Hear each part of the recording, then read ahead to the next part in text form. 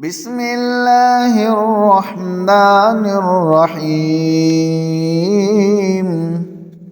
لم يكن الذين كفروا من أهل الكتاب والمشركين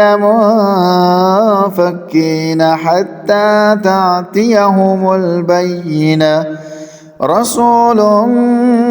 من الله يتلو صحفا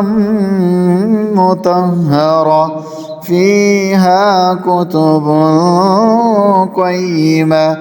وما تفرق الذين أوتوا الكتاب إلا من بعد ما جاءتهم البينة وما أمروا إلا ليعبدوا الله مخلصين له الدين حنفاء ويقيموا الصلاة ويؤتوا الزكاة وذلك الدين القيمة إن الذين كفروا من أهل الكتاب والمشركين في نار جهنم خالدين فيها أولئك هم شر البرية إن الذين آمنوا وعملوا الصالحات أولئك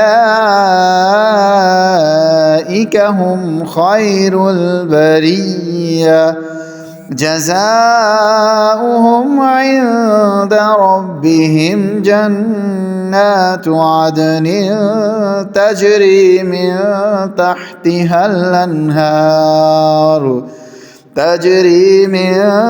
تحتها الأنهار خالدين فيها أبدا رضي الله عنهم ورضوا عنه ذلك لمن خشي ربه.